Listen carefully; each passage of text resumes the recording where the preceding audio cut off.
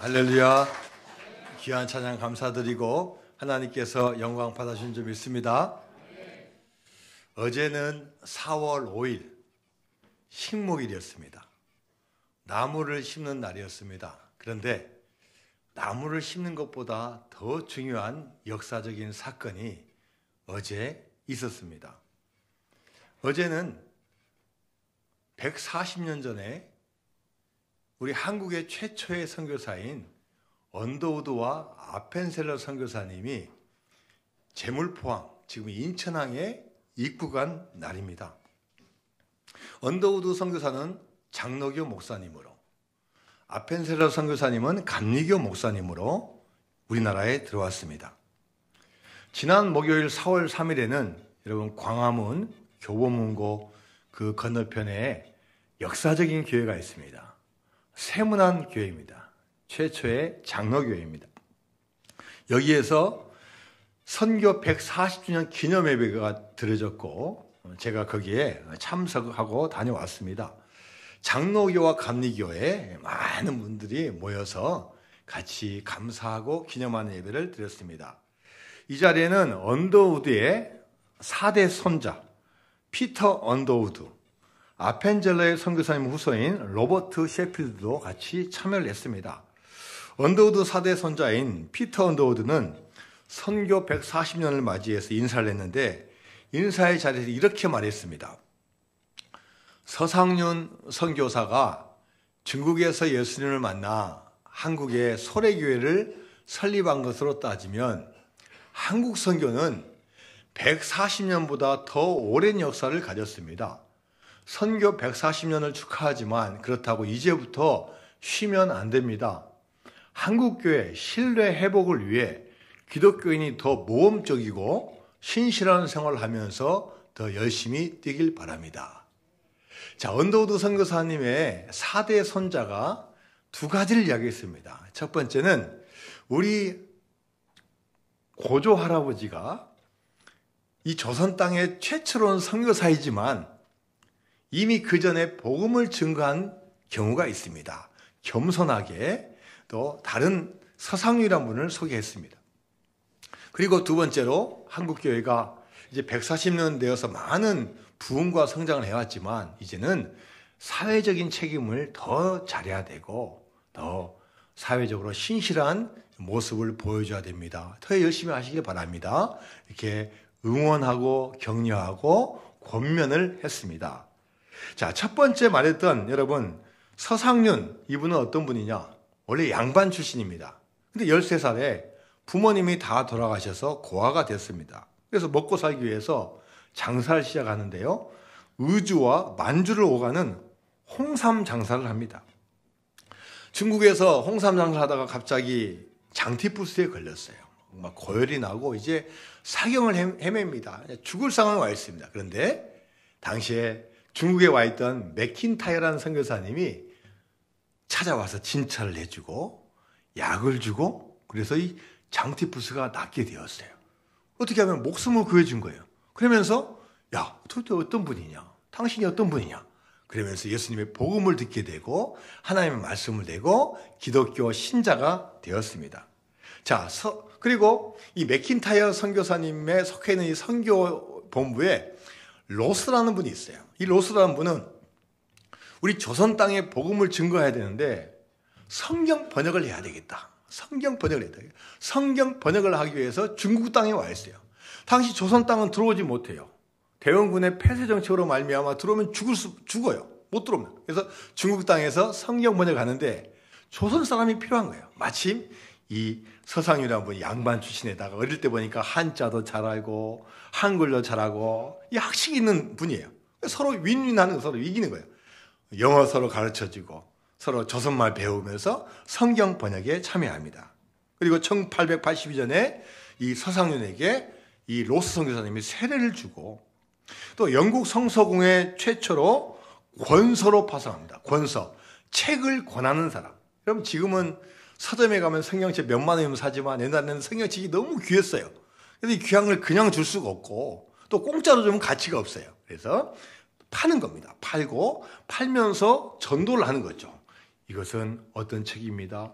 예수님에 대한 복음입니다. 팔면서 전도하는 이 권서라는 직함으로 파송을 받습니다. 그래서 이 서상윤은 이제 선교사부터 복음을 들고 번역된 성경책을 가지고 드디어 이제 압록강을 건너서, 헷갈립니다. 두만강입니까 압록강입니까? 강을 건너서 이제 북한에 오는데 딱 잡혔어요. 근데 잡혀가지고 감옥에 들어가요. 그런데 이미 선교사님은 들어오지 못했지만 이미 중국에서 장사하러 멀리 왔다 갔다 하는 분들이 이미 복음을 들은 분이 있어요. 이런 분들이 교회는 없지만 믿음 생활을 하고 있는 분이 있어요. 이미 책자를 가지고 있는 분도 있고 예수님이 어떤 분이라고 알고 있어요. 마침 그 감옥에 연관되어 있는 분이 잡혀온 걸 보고 탈출을 시켜줘요. 그래서 탈출해가지고 자기 고향 의주로 도망에 가서 거기서 복음을 전하는데 또 금방 또 소문나요. 관가에 이상한 사람이 와서 이상한 뭐 야소교를 전하는데 참 이상하다. 또 고소를 당하니까 이제 동생을 데리고 소래라는 곳으로, 황해도에 있는 소래라는 곳으로 이주를 합니다. 거기에서 믿음을 세우고 교회를 세우는데 그게 한국 최초의 소래교회, 선교사님이 지어준 교회가 아니라 자생적으로 세운 교회, 소래교회가 탄생을 하게 됩니다. 자, 그래서 이 서경윤이라는 분이 이제는 또 밑으로 내려와서 서울의 한양에 도착하는데 이제 언더우드 선교사님이 한국 최초의 장로교회 세문안교회를 세울 때 처음 설립한 사람이 14명인데 그중에 13명이 누구냐? 이 서상윤이라는 분과 이분이 전도한 12명, 총 14명 중에 13명이 이 서상윤과 전도한 분으로 시작해서 이 세문안교회가 시작이 됩니다. 선교 140주년을 맞는 뜻깊은 해입니다. 지금도 인천에 가면은 그 두 분의 선교사님이 온 것을 기념해서 한국 기독교 100주년 기념탑이 설치되어 있습니다.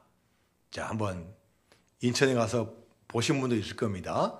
한국 기독교 100주년 기념탑. 그러니까 지금부터 40년 전에 1985년에 100주년 기념해서 세웠습니다. 자, 여러분 또 동상 보니까 몇 명이 있습니까? 3명이 있어요. 3명. 자, 언더우드는 결혼 안 했습니다. 청각으로 왔으니까 한 명이 언더우드고, 그 다음에 두 사람이, 한 사람은 아펜젤라고 이제 막 결혼한 누구예요? 그의 신부인 사람이 3명이 들어왔습니다. 자, 한국 최초의 3명이 왔는데 어떤 분은 한 명이 더 보이지 않느냐 이렇게요. 4명이다. 4명이다. 여러분 한 명 더 보입니까? 안 보입니까? 저 여자분의 뱃속에 있어요. 나중에 나왔는데 이미 임신한 상태로 들어오셨어요. 자, 그래서 언더우드는 들어오자마자 총각이니까 뭐 열심히 합니다. 근데 두 부부는 임신한 상태에다가 산모에게 위험할 수가 있으니까, 그 당시 무슨 병원이 있습니까? 뭐 전염병이 막 창궐하죠. 그러니까 주변 사람들이 만류하는 거예요. 지금 성교하면 안 됩니다. 그래서 일본으로 다시 돌아갔다가 일본에서 아이를 낳고 준비해서 그 다음에 한국에 들어옵니다. 자, 그리고 이 세 분이 처음으로 재물포항에 들어왔는데 딱 도착해서 지금부터 140년 전 4월 5일 날 도착해서 셋이 모여서 첫 기도를 드린 거예요. 자, 그 기도 내용이 인천에 가면은 기념비로 표시되어 있습니다. 자, 그 기념비 한번 같이 우리 읽어볼까요? 시작. 우리는 부활절 아침에 이곳에 왔습니다. 그날 사망의 권세를 이기신 주께서 이 백성을 결박을 끊으사 하나님의 자녀로서의 자유와 빛을 주시옵소서. 1885년 4월 5일에 이 세 분이 같이 손잡고 기도한 그 기도문이 지금 기념비로 세워져 있습니다. 이 나라에 미국, 영국, 스코틀랜드, 호주, 캐나다뿐만 아니라 수많은 서양과 유럽과 이 미대륙에 있는 많은 선교사님들이 들어오는데요.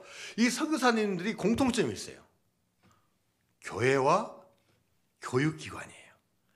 교회, 예수님의 복음을 증거하는 교회와 인재를 양성하려고 하는, 깨우치려고 하는 이 학교, 이 두 가지를 같이 가져갑니다. 자, 특히 아펜젤러 선교사님은 먼저 교회를 세웁니다. 베델교회를 세웁니다. 지금은 정동감리교회라고 지금 그 모습과 모양이 그대로 남아 있습니다. 자, 그리고 교육을 위해서 배제학당을 설립해요. 여러분 배제고등학교, 배제대학교 들어보셨을 겁니다. 배제학당을 설립해요. 집을 삽니다. 이건 이제 그 후의 건물이고, 좀 집을 사요. 집을 사가지고 방을 2칸을 서로 헐어가지고 처음에 신입생을 봤는데 신입생이 2명 들어와요. 2명. 야, 영어도 가르쳐준다. 성경도 가르친대. 인문, 사회, 과학 같은 걸 가르쳐준대. 2명이 옵니다. 나중에는 이제 연말 되니까 20명으로 불어나요. 학생이 불어나니까 이제는 그 방 텅기에 너무나 좁아요. 그래서 이제 선교부에 연락해가지고 선교비를 보내와서 건물을 짓습니다. 자, 사진 보여주세요. 자, 이 배제학당 기념관. 자, 이 건물이 지금부터 140년 전에 지어진 배제학당 기념관이에요. 그래서 교실도 있고, 교장실도 있고, 뭐 화장실도 있고, 독서실도 있고, 강의실도 있고, 그 원형이 지금도 남아있고, 배제학당 기념관으로 우리가 이렇게 방문할 수 있도록 해놓았습니다.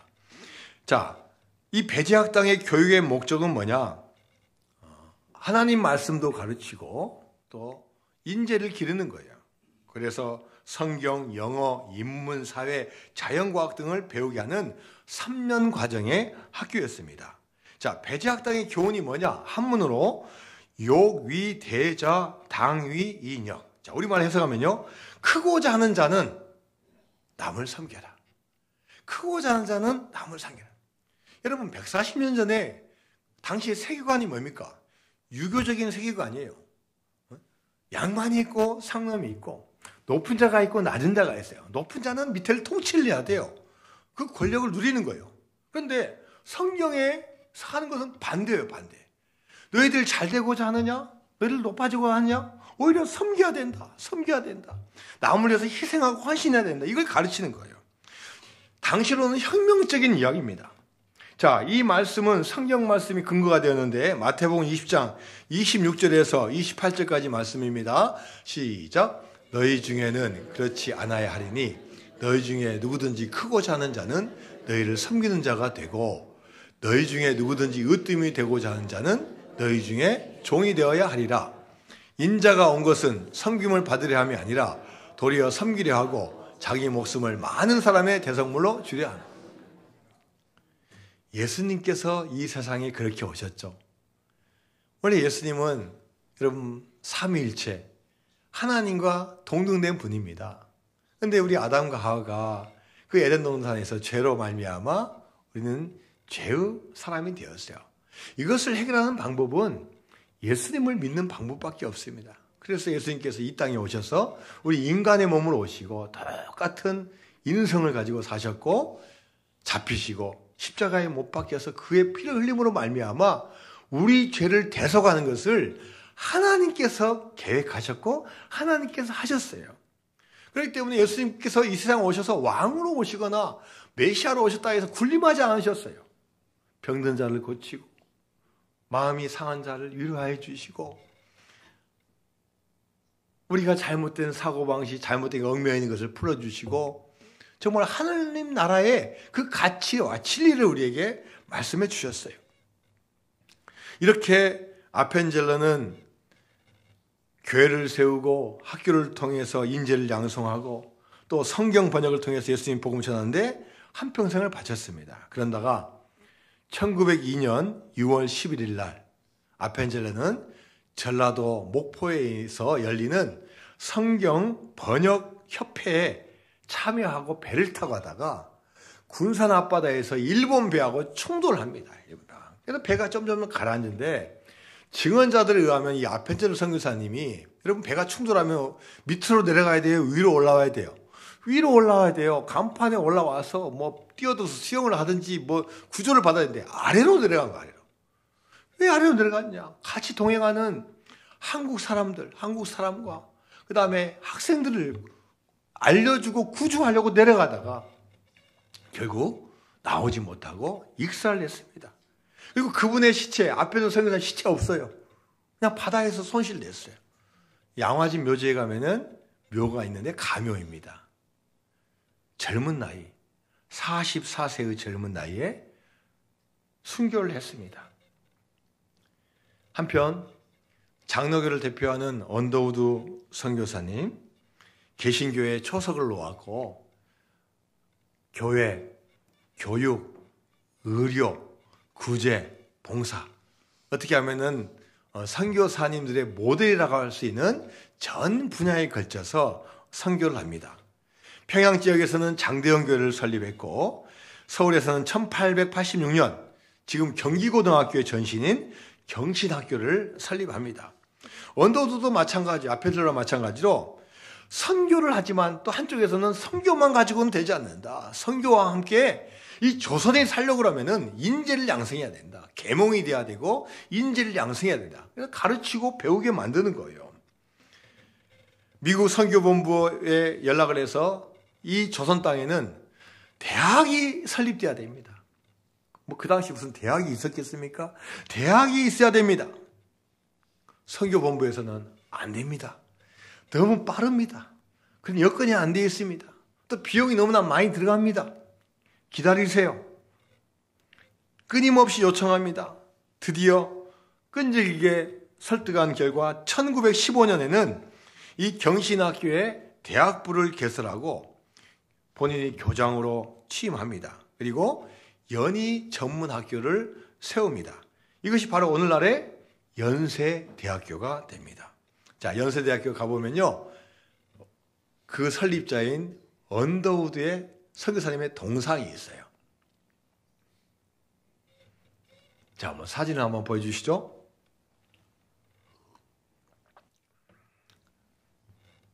언더우드 동상이요. 연세대학교에는 언더우드 동상. 예, 저기 언더우드 동상이 앞에 있고 뒤에 있는 게 이게 1915년 오래전에 세워진 서양식 건물이고 그 앞에 지금 언더우드가 지금 손 벌리고 지금 이렇게 모습인 동상이 세워졌습니다. 언더우드의 한국 이름은 원두우입니다. 원두우만 선교한 게 아니라 그 아들 2대 때 원한경 또 선교사님입니다. 또 그 아들 3대째 돼서 원득한, 원재한, 원일한 선교사입니다. 또 그 아들 4대째 와서 원한광, 원한석이 바로 그들입니다. 언더우드가 죽은 다음에도 그 후손들이 한국 땅에 계속 남아있고, 자, 4대선이 바로 지난주에 있었던 모임에 와서 인사말을 했습니다. 자, 언더우드 선교사는 한국으로 선교사 오기 전 약혼자가 있었습니다. 여러분, 옛날 약혼한 건요, 중요한 거고, 특별한 일 없으면 결혼해야 됩니다. 그런데 선교사로 오려고 약혼녀와 대화하는 과정에서 그녀를 설득하는데 실패했어요. 약혼녀가 묻습니다. 조선에 가면 뭘 먹고 살아요? 잘 모르겠어. 조선 땅에 병원은 있겠죠? 잘 모르겠어. 아니, 그렇다면 당신이 조선에 대해서 아는 게 뭐예요? 잘 모르겠어. 모르고 조선 땅에 왔습니다. 모르니까, 필요한 게 너무나 많으니까, 모든 게 필요하니까 이 조선 땅에 복음을 증거하고 가지고 있는 걸 주기 위해서 조선 땅에 왔습니다. 그리고 한국에서 선교하다가 의료 선교사를 만났어요. 여자분을 만났어요. 두 분이 결혼했는데 그 여자분 이름이 누구냐? 온 힐리어스 호트이라는 분이에요. 무려 나이가 8살 차이야. 8살 연상이에요. 그런데 선교에서 필요하니까, 서로 선교 필요하니까 두 분이 같이 결혼을 했습니다.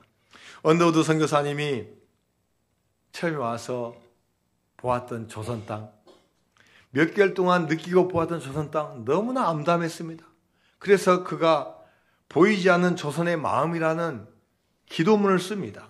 언더우드 선교사가 기도문을 쓴 게 발견이 되었습니다. 자, 한번 그 기도문을 한번 같이 보겠습니다. 주여, 지금은 아무것도 보이지 않습니다.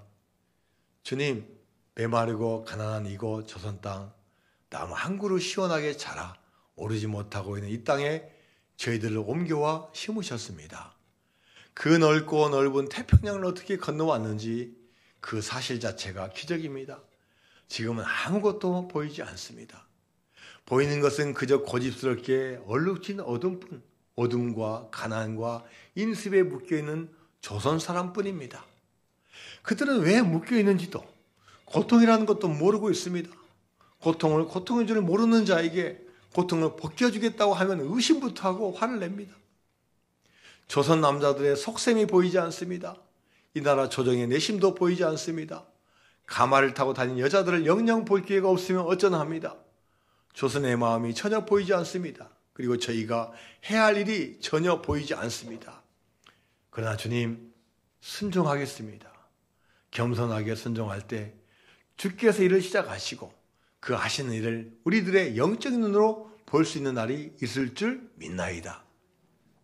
믿음은 바라는 것들의 실상이요 보이지 못하는 것들의 증거이라고 하신 말씀을 따라 조선의 믿음의 앞날을 볼 수 있게 될 것을 분명 믿습니다. 지금은 우리가 황무지 위에 맨손으로 서 있는 것 같사오나 지금은 우리가 서양귀신, 양귀신이라고 손가락질을 받고 있사오나 자녀들이 우리 영혼과 하나인 것을 깨닫고 하늘나라의 한 백성 한 자녀임을 알고 눈물로 기뻐할 날이 있음을 믿나이다. 자, 이제 여러분 읽습니다. 시작.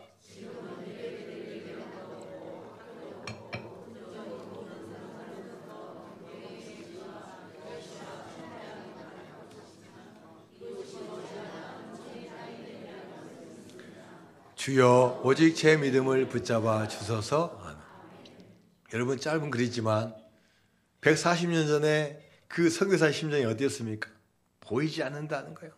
마음은 열지 않고 고통이라는 걸 가르쳐주면 왜 건디냐고 거부한다는 거죠. 그런데 여러분 140년이 지난 지금 대한민국 어떤 땅이 되었습니까? 선교사님 중에 사무엘 마펫이라고 하는 선교사님이 있습니다. 이 선교사님은 평양신학교를 설립했습니다. 그런데 이제 북한이 공산화되면서 평양신학교를 옮겨왔어요.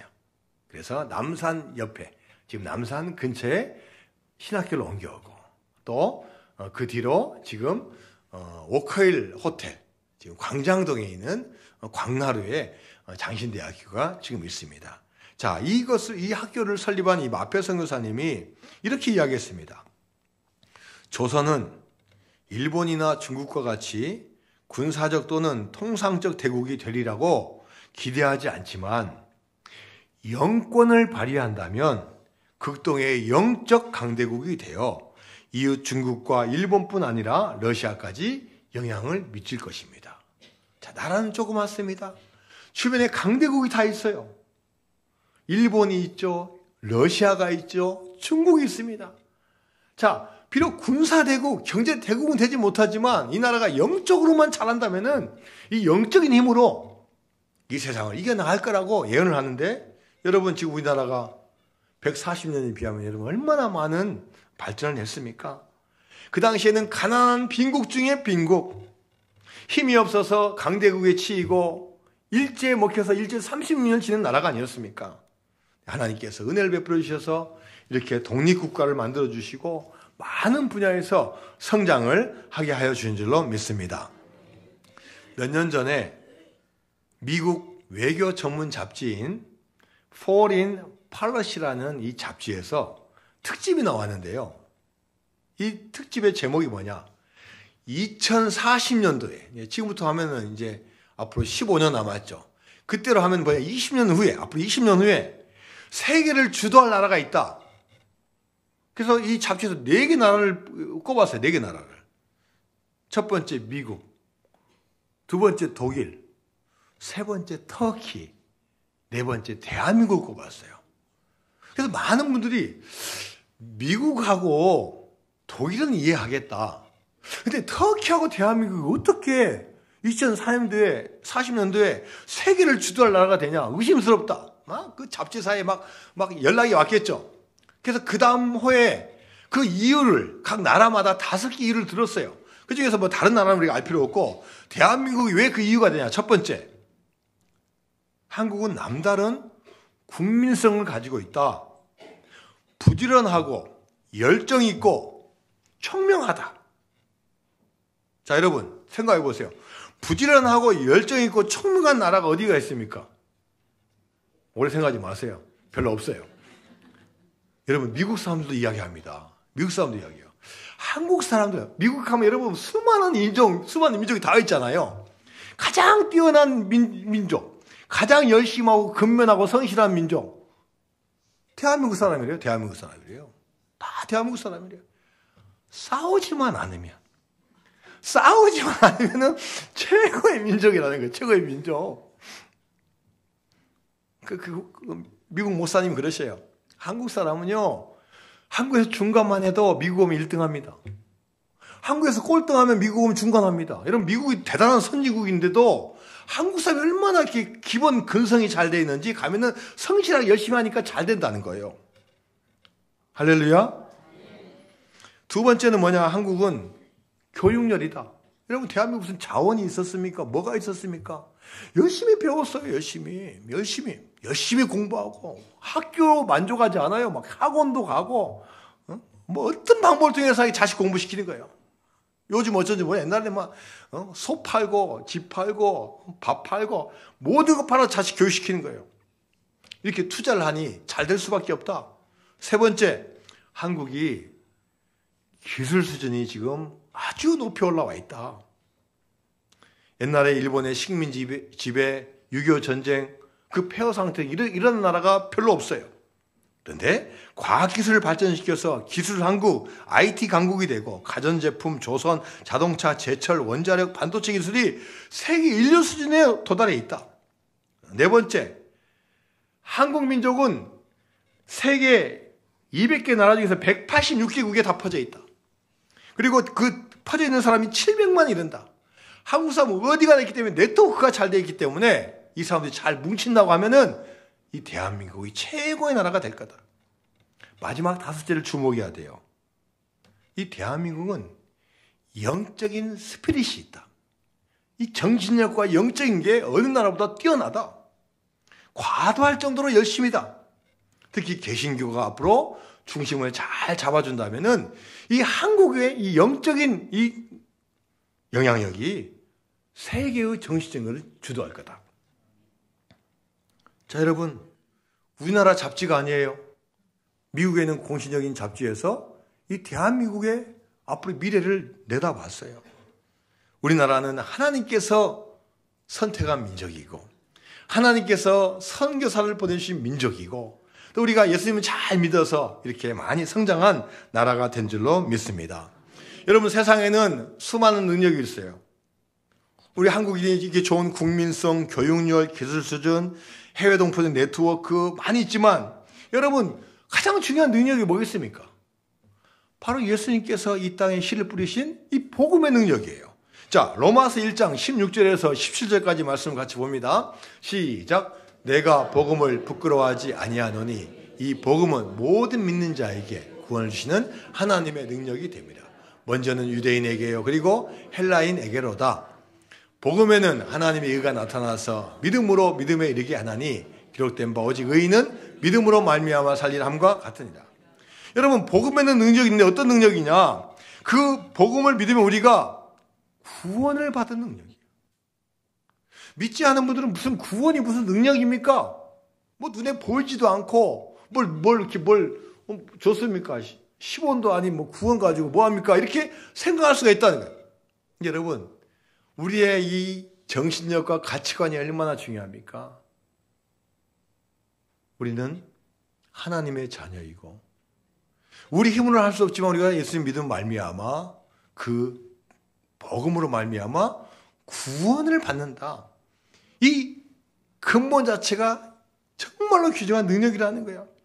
사고방식이 달라지고 행동이 달라지고 우리의 마음이 달라져서 이 구원을 받는 능력이 모든 능력의 근본이 되고 첫 번째가 된다는 거예요. 바울이 이 로마서를 쓸 때 그때 여러분 로마 제국의 시대였습니다. 지금 미국보다 더 많은 힘을 가지고 있는 게 로마 제국이었습니다. 팍스 로마 나의 시대예요. 로마가 무력과 힘과 세계를 지배했습니다. 그런데 그때 갈릴리 근처에는 나사렛이라는 조그만 마을에 예수라는 사람이 태어났어요. 큰 도시도 아니고 조그만 마을에 아버지는 목수예요. 정말로 별 볼 일 없는 인생이에요. 그런데 이분이 그 지역을 중심으로 해서 복음의 씨앗을 뿌리는 거예요. 하나님 나라를 선포하는 거예요. 그게 로마 제국에 비하면 아무것도 아니에요. 무슨 힘도 있는 것도 아니고 무력도 있는 거 아니고 돈도 있는 것도 아니에요. 근데 여러분, 이 씨앗이 퍼져나가서 나중에 사울이라는 사람이 이분을 만나는 거예요. 사울아, 사울아, 내가 왜 나를 핍박하느냐? 보라, 주님 만나고 이 사울의 인생이 달라졌어요. 그 이전엔 기독교를 핍박하던 사람이 이제는 예수님을 증거하는 사람이 되었어요. 여전히 핍박받습니다. 가는 곳마다 로마 제국의 핍박을 받아요. 근데 여러분, 100년이 지나고 200년이 지나고 300년이 지나니까요, 이 예수님과 사도 바울이 뿌린 이 복음의 씨앗이 로마를 다 점령해요. 로마를 다 점령해요. 기독교를 공인하게 되고 심지어 기독교가 로마의 국교가 되는 거예요. 눈에 보이지 않는다고 힘이 없는 게 아닙니다. 한 사람 마음과 가운데 그 나라 민족에게 복음의 씨앗이 뿌려지면 그것이 이 세상을 좌우할 수 있는 최고의 능력이 될 줄로 믿습니다. 예수님께서 앞으로 오실 것을 예수님 오시기 전에 700년 전에 이사야 선지자가 하나님의 말씀을 예언을 했습니다. 이사야서 61장 1절 말씀입니다. 시작. 주 여호와의 영이 내게 임하시니 이는 여호와께서 내게 기름을 부으사 가난한 자에게 아름다운 소식을 전하게 하려 하십니다. 나를 보내사 믿음이 상한 자를 고치며 포로된 자에게 자유를, 갇힌 자에게 노임을 씁니다.